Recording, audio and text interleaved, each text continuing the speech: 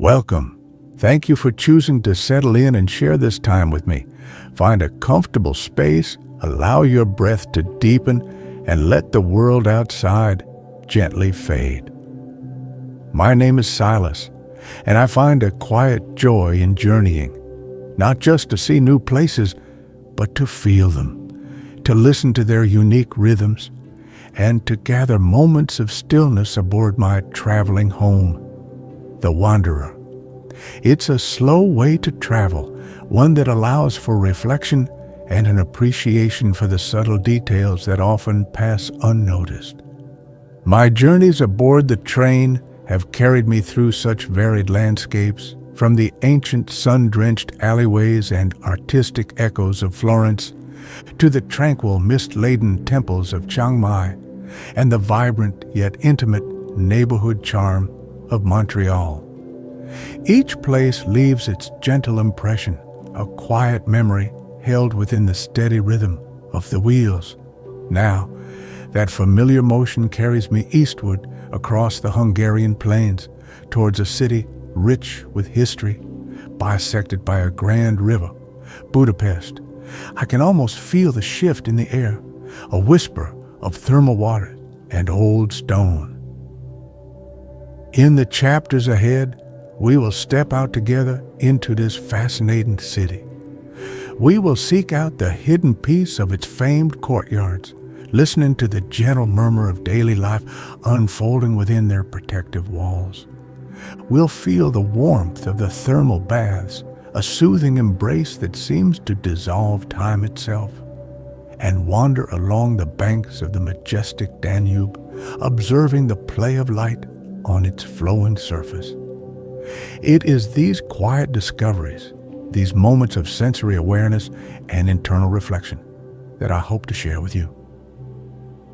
This is an invitation to slow down, to observe, and to find a measured peace in the present moment, just as I seek to do. Let the gentle sounds of the journey soothe you as we arrive and explore the calm atmosphere of Budapest together. If you find comfort and tranquility in sharing these experiences, perhaps consider liking this recording or subscribing to the channel to join me as the journey continues. For now, let us begin. Chapter 1. Towards the Danube's Bend. The gentle sway of the Wanderer is a familiar comfort, a rhythmic pulse that has become the backdrop to my days. Outside the wide window, the landscape shifts in subtle gradients of green and gold. We're moving across the Hungarian plains now, a vast, fertile expanse that speaks of long agricultural traditions.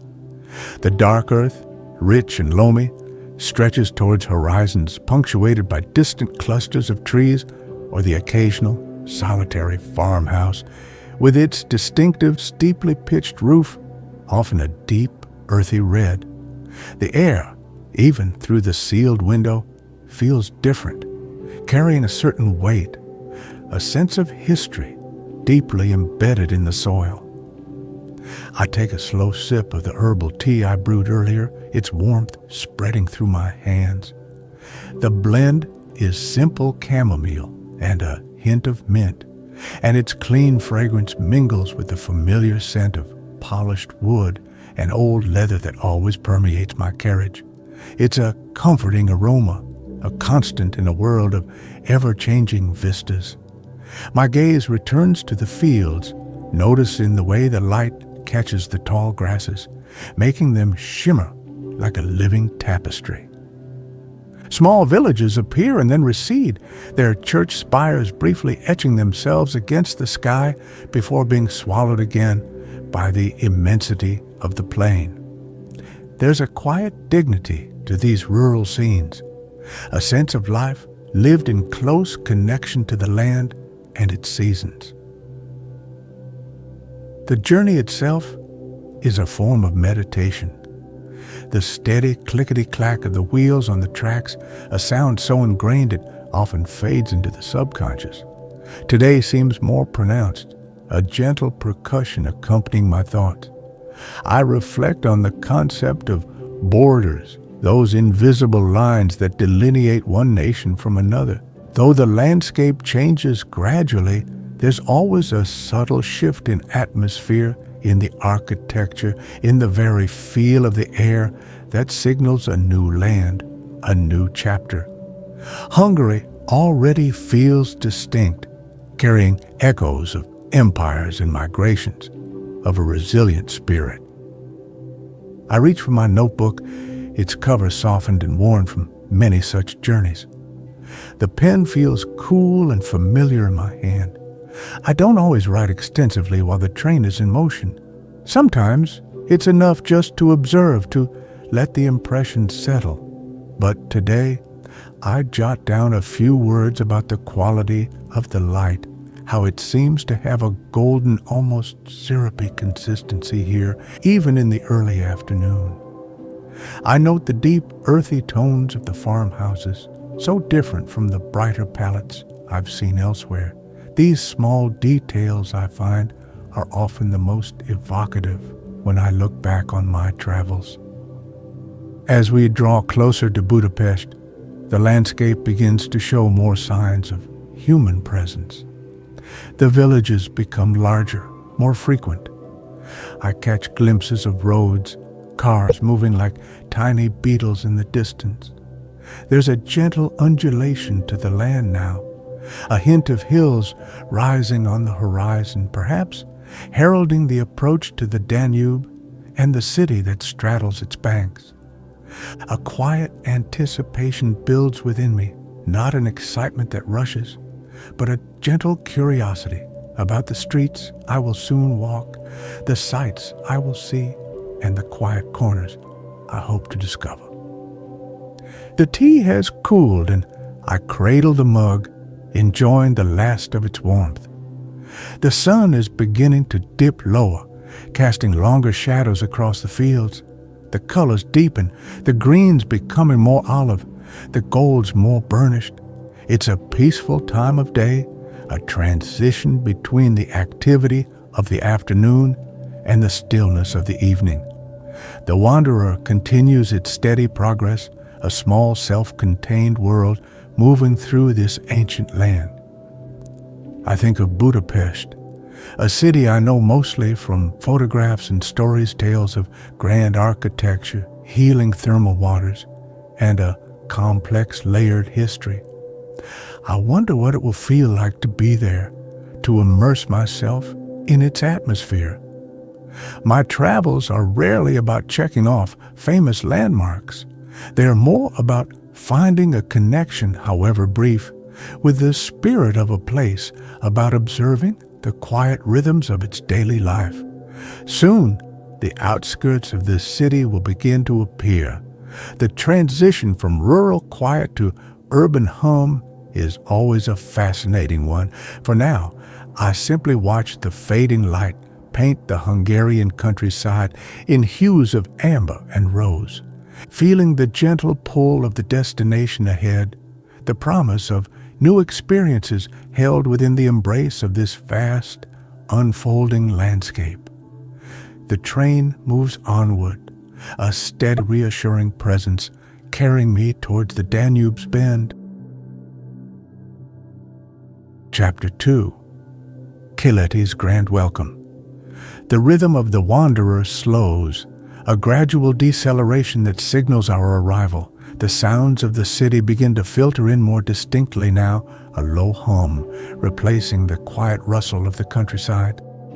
Through the window, the industrial sinews of Budapest's periphery give way to more substantial buildings, their facades hinting at the architectural grandeur to come.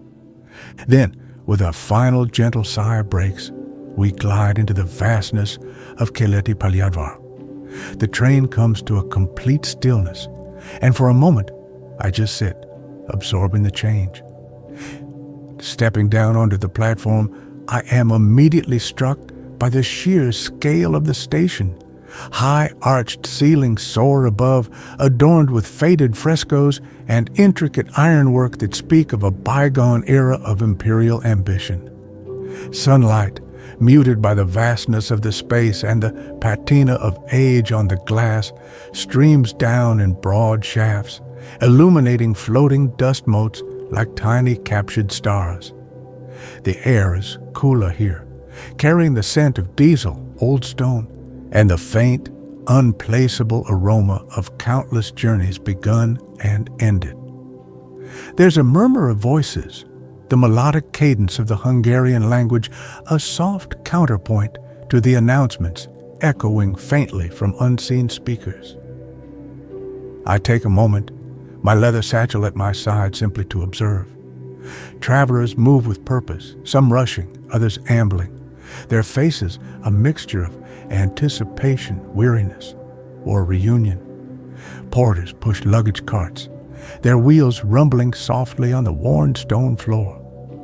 Despite the activity, there's an underlying sense of history that permeates the station, a feeling that these halls have witnessed so much change, so many stories.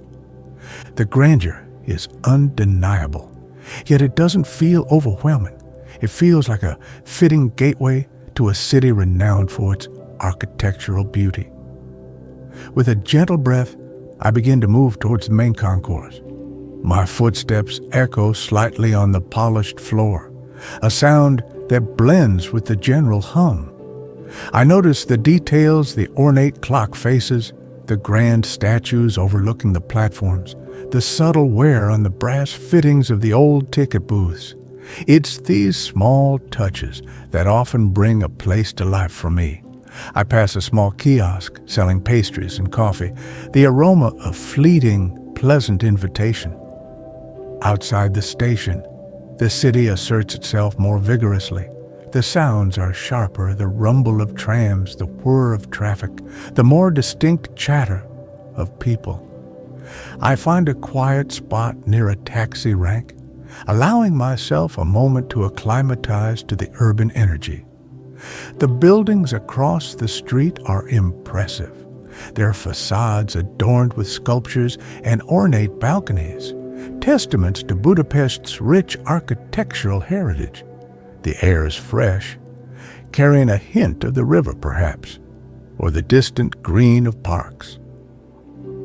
A polite driver assists me with my small bag, and soon we are navigating the wide boulevards. I watch the city unfold from the taxi window, grand apartment buildings with internal courtyards glimpsed through arched gateways, statues gracing public squares, the occasional flash of the Danube in the distance. We are heading toward the old Jewish quarter, District 7, where I've arranged a small apartment. I chose it for its historical atmosphere and its reputation for having many of these characteristic udvarok, the inner courtyards that I'm so keen to explore. The streets become narrower as we enter the 7th district, the buildings closer together, their character more intimate. There's a bohemian feel to some areas, with colorful murals and quirky little shops tucked into unexpected corners. The taxi pulls up before a handsome, slightly weathered building. Its facade is elegant but understated, and the large wooden door promises entry into one of those intriguing inner worlds. I thank the driver, the Hungarian words I practiced, feeling a little clumsy on my tongue, but he smiles warmly. Standing before the building, I feel that familiar sense of quiet anticipation. This will be my temporary home, my base from which to explore the quiet courtyards of Budapest. The city outside feels vibrant, full of stories waiting to be discovered, but for now, my focus is on this threshold, this entrance to a smaller, more personal space within the larger urban fabric. I reach for the handle, ready to step inside. Chapter 3, A Sanctuary in the 7th. The heavy wooden door of the apartment building groans softly as I push it open, a sound that seems to welcome me into a different realm. I step from the bustling street into the cool, dim light of a wide passageway. The air here is still, carrying the faint, earthy scent of old stone and dampness, a smell I find strangely comforting. Ahead, I can see the inner courtyard, the Udvar, bathed in a softer, more diffused light filtering down from above. It's an immediate transition from the city's energy to a pocket of unexpected calm. My apartment is on the first floor, accessible via a wide stone staircase with a gracefully curved wrought iron balustrade. The climb is short, my footsteps echoing gently in the stairwell. The door to my temporary home is another solid wooden affair, and as I turn the key in the lock, there's a satisfying click. Pushing it open, I step inside, and a quiet sense of contentment washes over me. The space is simple but charming, with high ceilings that give it an airy feel and original parquet floors that creak companionably underfoot. Large, tall windows look out not onto the street, but directly onto the central courtyard. I can see the balconies of other apartments, some adorned with trailing plants, others with laundry drying in the gentle breeze that seems to circulate here. It's a shared space, yet it feels remarkably private, a small inward-facing community. The light filling the room is soft and indirect, perfect for reading or writing. I can already imagine spending quiet mornings here, just observing the subtle shifts of light and shadow. I place my satchel on a simple wooden table that will serve as my desk. The process of unpacking is always a slow, deliberate ritual for me. I take out my notebook and pen, my camera, a couple of well-loved books. Arranging these few essential items helps to make the space feel like my own, a small anchor in a new city. There's a small kitchenette, a comfortable armchair, and a bookshelf that I will likely fill with local maps and perhaps a Hungarian phrase book. Once unpacked, I am drawn to the window. I open it wide, and the sounds of the courtyard drift in more clearly. There's the distant, slightly melancholic sound of a piano being played, a few hesitant notes followed by a more confident melody. I hear the soft clatter of dishes from another apartment, the murmur of voices speaking in Hungarian, too indistinct to understand the words, but conveying a sense of everyday life unfolding. A few potted trees and shrubs in the center of the courtyard rustle gently, their leaves a vibrant green against the weathered stone of the surrounding walls. It feels like a sanctuary, a peaceful haven tucked away from the thrum of the city. I can understand why these courtyards are such a characteristic feature of Budapest's architecture. They offer a respite, a place for residents to connect with a small patch of nature and with each other, away from the public gaze. There's a sense of history in the very fabric of the building, in the worn stone of the courtyard paving, in the slightly faded paintwork of the window frames. I make myself a cup of tea using the small kettle in the kitchenette. Cradling the warm mug, I sit in the armchair by the window, simply observing the life of the Udvar. A cat strolls leisurely across the courtyard, pausing to sniff at a potted fern. An elderly woman waters her plants on a balcony opposite, her movements slow and methodical. These are the small, unhurried moments that I cherish, the quiet observations that reveal the true character of a place. As evening approaches, the light in the courtyard softens further, turning a warm golden hue. Lights begin to appear in other windows, casting soft squares of illumination onto the walls. The sounds become more subdued. The piano stops, replaced by the gentler murmur of evening conversations. I feel a profound sense of peace here, a feeling of being safely ensconced, yet still connected to the subtle pulse of the city. This small apartment, overlooking this quiet courtyard, already feels like a welcoming embrace.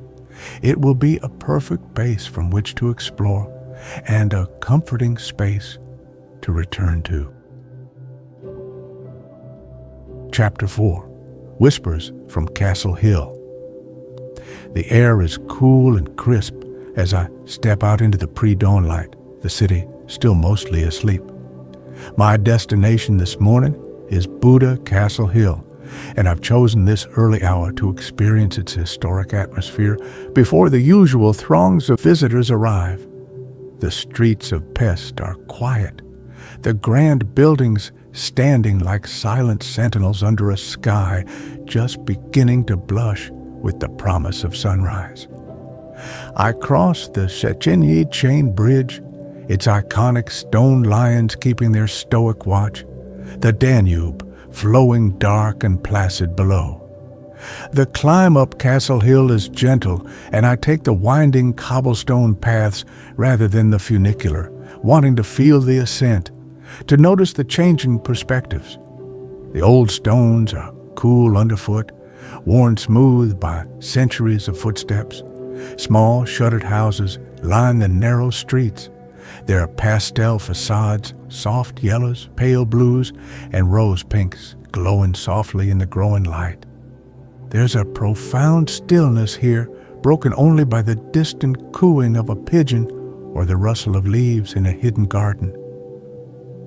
As I reach the higher parts of the district, the views begin to open up. I pause by a low stone wall, looking out over Pest. The Parliament building, with its intricate spires and grand dome, is slowly being illuminated by the rising sun, its pale stone turning a warm gold. The city below is a tapestry of rooftops and awakening streets, the Danube a silver ribbon winding through its heart. The air is so clear, and the silence is almost reverent. I wander towards Matthias Church, its colorful zone-tiled roof gleaming even in the soft light. I don't intend to go inside just yet, preferring to appreciate its exterior grandeur in this quiet moment. The intricate stonework, the soaring spires, the gargoyles peering down from high above, every detail speaks of incredible craftsmanship and deep historical resonance. I find a stone bench nearby, slightly cool to the touch, and simply sit, observing the play of light and shadow on the church's facade. Fisherman's Bastion, with its fairy tale turrets and colonnades, is mostly deserted at this hour. I walk along its ramparts, the panoramic view of the city breathtaking. The air up here feels particularly fresh, carrying a faint scent of damp stone and the distant river. I leaned against a cool stone archway, tracing the patterns of the carvings with my eyes. It's easy to imagine this place in centuries past, a defensive bastion, now a peaceful viewpoint offering solace and beauty. The sun is higher now, and its warmth begins to touch my face. I notice the small details, a patch of resilient moss growing in a crevice of an ancient wall, the delicate tracery of a spider web glistening with dew in a window corner, the intricate patterns of the cobblestones underfoot, each one unique. These are the whispers of history, the subtle textures that give the place its profound character. I take out my camera not to capture grand vistas, but to frame some of these smaller, more intimate moments, the way the sunlight catches a particular carving, the texture of a weathered wooden door. There's a deep sense of peace that settles over me in such places at such times. The absence of crowds allows for a more personal connection, a feeling of stepping back in time, even if only for a little while. The stones themselves seem to hold memories, and the air is thick with unspoken stories, I am just a quiet observer, a fleeting presence in a place that has stood for centuries and will stand for centuries more. As I slowly make my way back down the hill, the city below is stirring more fully to life. The sounds of traffic are a little louder, more people are out on the streets, but the tranquility of Castle Hill lingers with me, a cool, clear feeling in my mind. It's a reminder that even in the heart of a bustling capital, moments of profound stillness and beauty can be found, especially if one is willing to seek them out in the quiet hours of the day. The whispers of history I heard this morning will stay with me. Chapter 5. The Danube's Gentle Flow. Today, my path leads me to Margaret Island, a verdant oasis nestled in the embrace of the Danube, midway between Buda and Pest. I cross the Margaret Bridge, the gentle breeze from the river ruffling my hair, carrying the scent of water and distant greenery. The island, I've read, is a beloved escape for Budapest residents, a place of parks, gardens, and quiet pathways. Even as I step onto its shores, the sounds of the city seem to recede, replaced by the rustling of leaves and the chirping of birds. I find a simple wooden bench set back from one of the main paths, overlooking a wide, calm stretch of the river. The water here is a deep, slaty blue-green, its surface textured by the breeze into 1,000 tiny, shifting facets that catch the sunlight. Across the river, the grand buildings of Pest line the bank, their facades a stately panorama. In the other direction, the rolling hills of Buda rise gently, crowned by the distant silhouette of Castle Hill, where I wandered just yesterday. The Danube. It is more than just a river. It is the lifeblood of this city, a constant flowing presence that has shaped its history and its character. I watch as a long, low barge makes its slow progress upstream, its engine a distant, rhythmic thrum. A few white-sailed pleasure boats tack back and forth, their movements graceful and unhurried. The water seems to absorb the sounds, creating an atmosphere of peaceful activity. My gaze drifts downstream toward the poignant Shoes on the Danube Bank memorial. I can see it faintly from here, a line of empty footwear cast in iron, a stark and moving tribute to the victims forced to remove their shoes before being shot into the river during World War II. Even from this distance, the sight evokes a quiet sorrow, a reminder of the shadows that lie beneath the city's beauty. The river has been a silent witness to so much, to joy and sorrow, to triumph and tragedy. I sit for a long while simply observing the flow. There's something deeply meditative about watching water, the constant movement, yet the overall sense of permanence, the way it reflects the sky, changing its mood with the shifting clouds. Today, the sky is a soft, hazy blue, with a few wispy clouds drifting by, and the river mirrors this gentle disposition. I listen to the soft lapping of the water against the island's edge, a soothing, repetitive sound. A family strolls by, their laughter light and carefree. An elderly couple sits on a nearby bench, sharing a quiet conversation. Dogs chase balls on the grassy expanses. There's a sense of gentle leisure here, a collective sigh of relaxation. I feel myself becoming part of this unhurried rhythm, my own thoughts slowing, my senses more attuned to the simple beauty around me, the texture of the tree bark nearby, the scent of damp earth and flowering shrubs, the warmth of the sun on my skin. I take out my notebook, not to write extensively, but to sketch the curve of the riverbank, the way the light falls on the distant bridges, the elegant sweep of the Chain Bridge, the sturdier lines of the Liberty Bridge. Drawing, for me, is another way of seeing, of noticing details that might otherwise escape attention. The simple act of trying to capture a line or a shadow deepens my connection to the moment. The Danube flows on, indifferent to my observations, yet offering a profound sense of peace. It's a reminder of the constant natural rhythms that underpin even the most bustling of cities. It speaks of journeys, of connections between distant lands, of the endless cycle of water. I feel a sense of gratitude for this quiet interlude, this opportunity to sit by its banks and simply be present.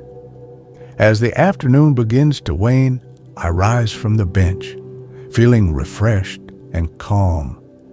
The gentle flow of the Danube has worked its quiet magic, carrying the image of the river in my mind, the feeling of its vast, steady presence. I slowly make my way back toward the bridge, the city's embrace feeling a little softer, a little more welcoming, thanks to this time spent by its life-giving water. Chapter 6. Hidden Courtyards, Found Stillness. The heart of my exploration in Budapest lies in its udvarok, those secluded inner courtyards that form a unique architectural signature of the city. Today, I dedicate myself to wandering the streets of Pest, specifically in the older districts like the 7th, with the quiet intention of discovering these hidden sanctuaries. It's not about rushing from one to another, but about allowing myself to be drawn in by a glimpse through an open gateway or an intriguing archway. Many of these courtyards are not immediately obvious from the street. They are tucked away behind grand, sometimes slightly stern building facades. An open doorway, often a massive wooden gate left ajar during the day, might offer a tantalizing glimpse of greenery or a sliver of the space within. It feels a little like stepping into a secret garden or a private world each time I cross one of these thresholds. The contrast between the bustling street outside and the immediate calm within is always striking. One such discovery leads me into a spacious courtyard paved with old, uneven stones. The surrounding buildings rise several stories, their balconies adorned with a profusion underscore of potted plants, geraniums spilling cascades of red, trailing ivy, and miniature fir trees.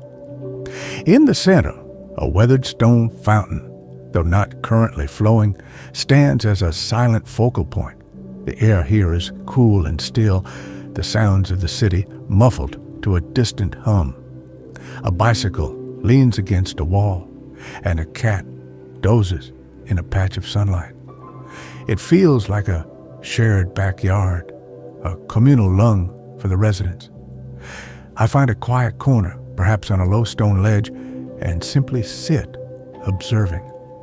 The light filters down from above, creating shifting patterns of sun and shadow on the walls and paving stones. I notice the textures, the rough surface of the old bricks, the smooth, cool feel of the wrought iron railings on the access balconies, the delicate veins on a fallen leaf. Sometimes, the only sounds are the cooing of pigeons nesting high up, or the distant, indistinct murmur of a television from an open window. Another courtyard I venture into is part of the Gostu Udvar complex, a series of interconnected courtyards. While parts of it can be lively with small cafes and artisan shops, I seek out its quieter stretches on this weekday morning. Here, the passages are narrower, the atmosphere more intimate. I find a small alcove with a wooden bench and sit for a while watching people pass by, mostly locals going about their day. There's a sense of a village within the city, a network of small communities existing just beyond the main thoroughfares. I take out my sketchbook and attempt to capture the essence of one particularly charming archway, its stonework intricate and time-worn. The act of drawing slows me down, forces me to look more closely, to appreciate the subtle curves and angles, the play of light. It's not about creating a perfect representation, but about engaging with the space on a deeper level. Sometimes I'll just jot down notes. Cool, earthy scent, sound of dripping water, light like honey. These courtyards are not just empty spaces. They are full of life, albeit a quieter, more private kind of life. I see evidence of everyday routines. Laundry hanging out to dry, a child's forgotten toy, a collection of well-tended herbs growing in pots on a windowsill. Each udvar has its own unique character, its own atmosphere. Some are more utilitarian, others more ornate, with remnants of old frescoes or decorative tile work. All of them, however, offer a respite from the urban rush. It occurs to me that these courtyards are a physical manifestation of an inward focus, a desire for a private, communal space within a dense urban environment. They are oases of calm, places where nature, even in a small, cultivated way, can be appreciated. They represent a different rhythm of life, one that is perhaps more common in older European cities, a rhythm I find deeply appealing. As the day progresses, I continue my gentle exploration, moving from one quiet discovery to another. Each courtyard visited feels like a small gift, a moment of stillness found. There is no grand plan, no list to check off, just the simple pleasure of wandering and observing. The true beauty of Budapest, I'm beginning to realize, lies not just in its grand public monuments, but also in these intimate, hidden spaces, these quiet courtyards that hold the city's breath. Chapter 7. Steam and Serenity, a thermal moment. The tradition of thermal baths is woven deeply into the fabric of Budapest life, a legacy of both Roman and Ottoman occupation. Today, I seek out this unique experience, choosing one of the city's historic baths during what I hope will be a quieter, off-peak hour. My aim is not the boisterous social scene that some baths are known for, but a more contemplative immersion in their famed healing waters. I enter the grand building, its architecture, a magnificent blend of Art Nouveau and classical styles, already feeling a sense of stepping into another time. The air inside is warm and humid, carrying the distinct, slightly sulfurous scent of mineral-rich water. The sounds are different too, a gentle echoing quality, the splash and murmur of water, the soft padding of bare feet on tiled floors. After changing, I make my way towards one of the thermal pools. The hall is immense, with high vaulted ceilings, ornate columns, and intricate mosaic tile work depicting mythical scenes and natural motifs. Light streams in through large arched windows, illuminating the rising steam like a mystical haze. I choose a pool that seems less crowded. Its waters are milky, pale turquoise. Stepping in, the warmth is immediate and profound, a soothing embrace that seems to penetrate deep into my muscles. I find a spot near the edge where I can lean back against the smooth, tiled wall. The water buoys me gently. I close my eyes for a moment, just feeling the sensation, letting the day's accumulated thoughts begin to soften and drift away. Around me, people are soaking, chatting quietly, or simply resting. There's a notable absence of hurry. I see elderly gentlemen, their faces etched with character, some of them playing chess on floating boards, a classic Budapest bath scene.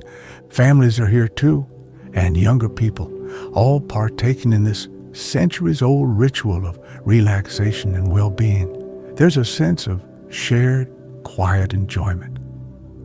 I open my eyes and observe the details of my surroundings, the play of light on the water's surface, creating shimmering, ever-changing patterns. The intricate designs of the tiles, each tiny piece contributing to a larger, harmonious whole.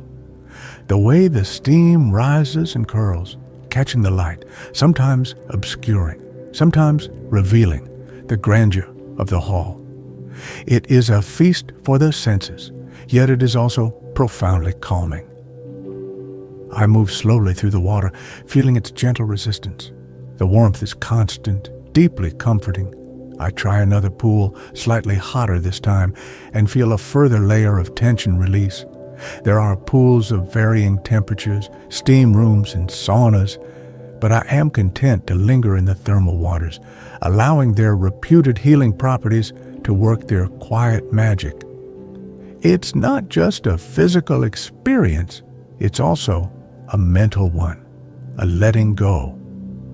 I find a quiet alcove, slightly removed from the main bathing area, where the water is still and the light more subdued. Here, the sense of peace is even more profound. I float on my back for a while, gazing up at the ornate ceiling high above, feeling almost weightless. The gentle lapping of the water against the sides of the pool is the only sound that registers clearly.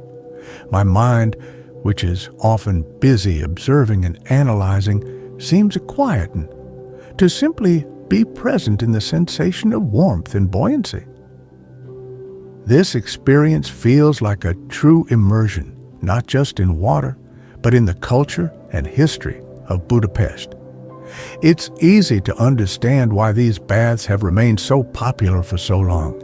They offer a genuine escape, a place for rejuvenation of both body and spirit. It's a simple pleasure, yet a deeply restorative one. I feel a sense of connection to all those who have sought solace and healing in these waters over the centuries. After a long, unhurried soak, I emerge from the pool feeling wonderfully relaxed, my skin tingling, my mind clear. The warmth lingers with me as I dry off and change. Stepping back out into the city, the everyday sounds and sights seem slightly softer, viewed through a veil of newfound serenity. The thermal moment has left its mark, a feeling of deep calm and quiet well-being that I will carry with me through the rest of the day. Chapter 8. Kávézó Contemplations. Budapest's coffee house culture is legendary, a tradition stretching back centuries, where writers, artists, and thinkers gathered to discuss ideas, read, or simply observe the world go by. Today, I seek out one of these historic kávézók, choosing a place known for its old-world charm and quieter atmosphere rather than bustling trendiness. Stepping inside is like entering a different era. The air is warm, fragrant, with a rich aroma of roasted coffee and the sweet scent of pastries. The interior is grand yet inviting.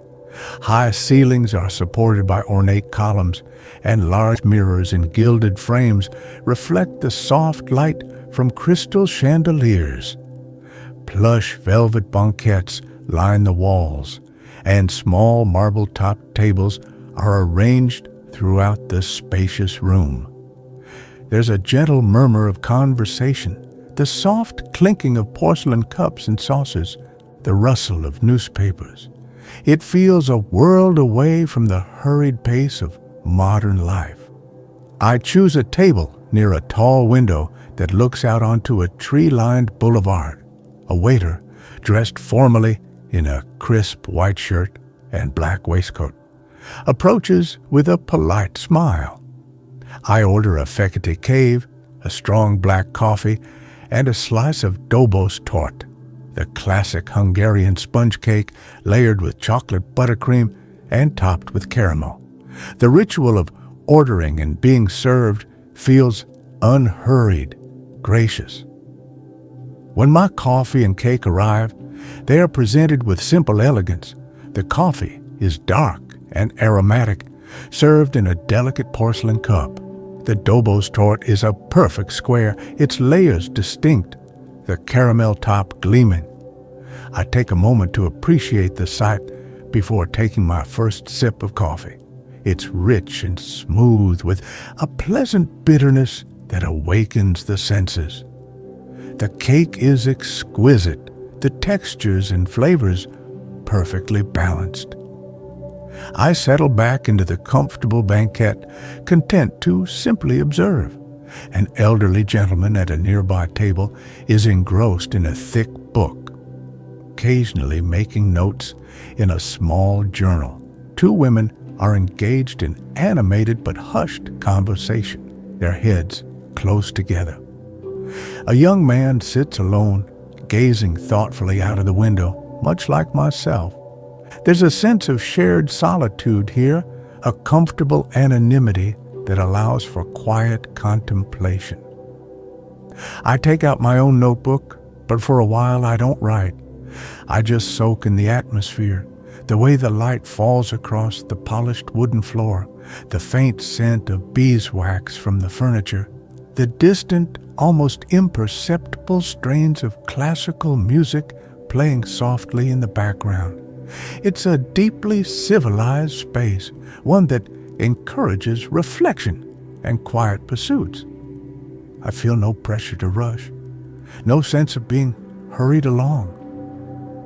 After a while, I begin to jot down some impressions of Budapest, memories from the past few days, the view from Castle Hill, the stillness of the hidden courtyards, the warmth of the thermal baths. The coffee house feels like the perfect environment for such reflections, a place where thoughts can unfold gently without interruption. The gentle hum of activity around me is a comforting backdrop, not a distraction. I think about the history these walls must have witnessed, the countless conversations, the creative sparks ignited, the quiet moments of inspiration. These Kávézók were more than just places to drink coffee. They were vital social and intellectual hubs.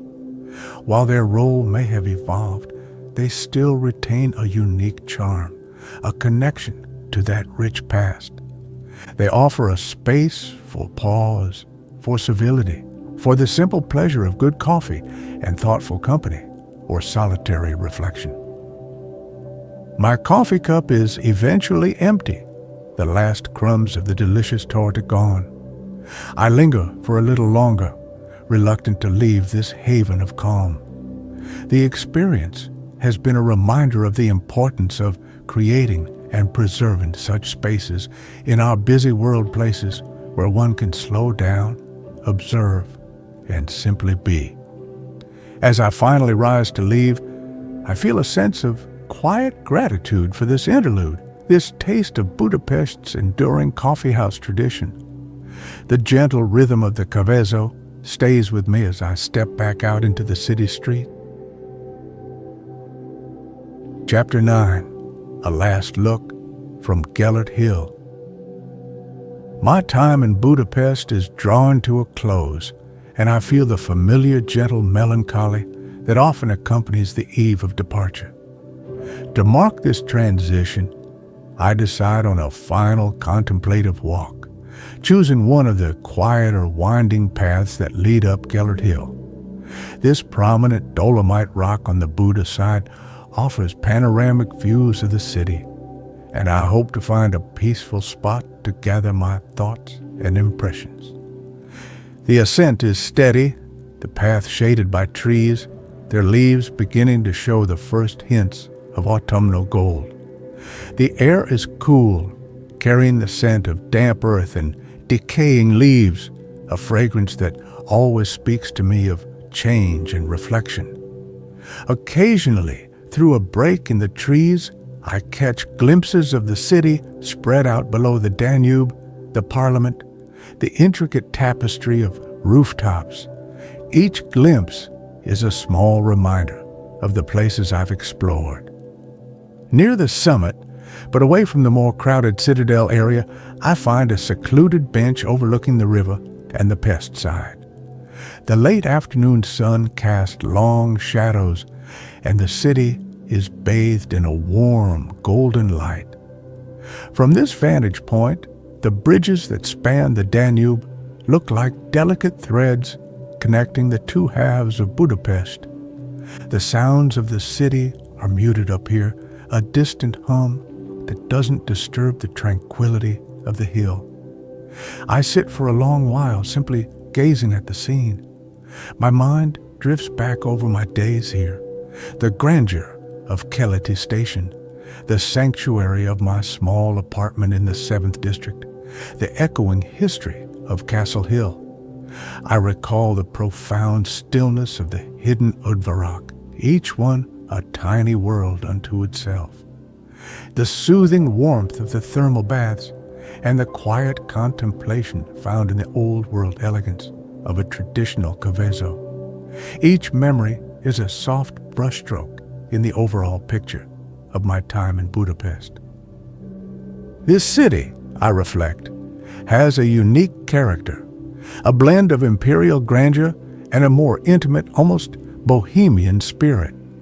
It's a place of striking contrasts, the wide boulevards and the narrow winding streets, the imposing public monuments, and the secluded private courtyards. It wears its complex history openly in its architecture, in its memorials, in the very atmosphere of its older districts. I take out my notebook, not to write a summary, but perhaps to capture a final feeling, a lasting impression. Words like layered, resilient, quietly beautiful come to mind. I think of the gentle flow of the Danube, a constant presence, a silent witness to the city's unfolding story. There's a sense of timelessness here, a feeling that while I am just a passing visitor, the spirit of Budapest will endure. As the sun begins to dip lower, painting the sky in hues of orange and pink, a profound sense of gratitude washes over me. Gratitude for the quiet moments of discovery, for the small kindnesses encountered, for the beauty that has unfolded before me. The journey is not just about the places visited, but about the inner reflections they inspire, the subtle shifts in perspective. Back in my apartment, the familiar courtyard below is filled with the soft light of early evening. The sounds are hushed, the murmur of conversations, the distant clatter of a kitchen. I begin the slow, methodical process of packing my worn leather satchel. Each item, my notebook, my camera, a small smooth stone I picked up near the Danube, holds a trace of the experiences here. This small space has been a true sanctuary, a comforting anchor. Before closing my suitcase, I stand by the window one last time, looking down into the Udvar, the potted plants, the balconies, the gentle rhythm of life within these walls. It all feels familiar now, a part of my Budapest story. There's a quiet ache in leaving, but also a peaceful acceptance. The city has offered its gifts, and I will carry them with me. The quiet courtyards especially will remain a vivid memory, a symbol of the hidden beauty and tranquility I found here. Chapter 10. The Danube's Fading Song. The familiar gentle lurch of the wanderer signals our departure. We pull away slowly from Keleti station, its grand facade receding behind us, a final stately farewell. The initial clatter of points and crossings soon settles into the steady rhythmic clickety-clack that is the train's signature song, a sound that has become deeply comforting, a lullaby of motion. I sit by my window, watching as the urban landscape of Budapest begins to slide by. The train follows the curve of the Danube for a while, and I catch glimpses of the river, its surface shimmering in the late afternoon light. The bridges, so iconic from within the city, now appear as elegant structures spanning the water, connecting the two halves of a place I've come to appreciate.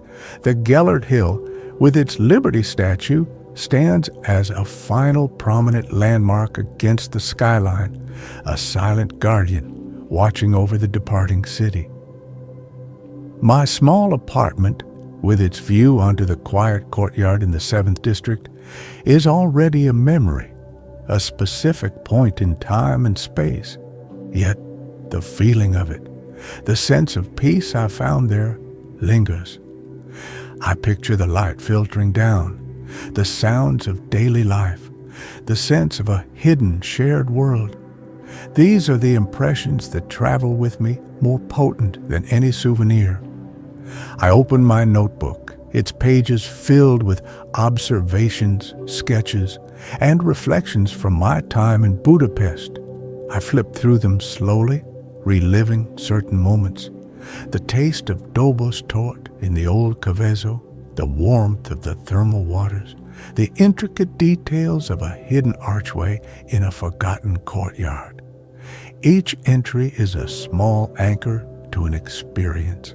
I find a photograph I took of a particularly serene udvar, sunlight dappling the old stone, paving a perfect encapsulation of the city's quiet magic. As the wanderer picks up a little speed, the city's embrace gradually loosens. The grand buildings give way to more suburban scenes, then to the open countryside once more. The transition is always a poignant one for me, a physical representation of moving on, of leaving a place behind while carrying its essence within. Budapest, with its layers of history, its gentle rhythms, and its surprising pockets of tranquility, has certainly left its mark. The sun is setting, casting a warm golden glow over the Hungarian plains. The vast sky is streaked with pink and orange, a beautiful, fleeting spectacle. I watch until the colors deepen into twilight and the first stars begin to appear.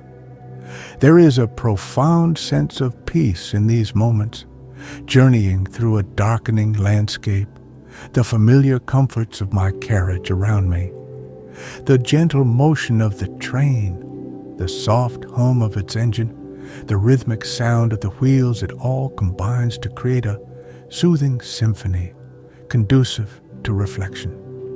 I think of the people I observed, the brief, unspoken connections, the shared human experiences that transcend language and culture. The journey is always as much about these internal landscapes as it is about the external ones. The wanderer is more than just a mode of transport. It is my moving home, my sanctuary. It carries me from one experience to another, providing a constant familiar space for contemplation and rest. As night fully descends, I dim the lights in my carriage, content to watch the darkened world slide by, punctuated by the occasional distant light of a farmhouse or a small village. The quiet courtyards of Budapest are now a cherished memory, a song whose melody will softly echo as I journey onward towards new horizons and unknown discoveries. The Danube song has faded, but its tune remains.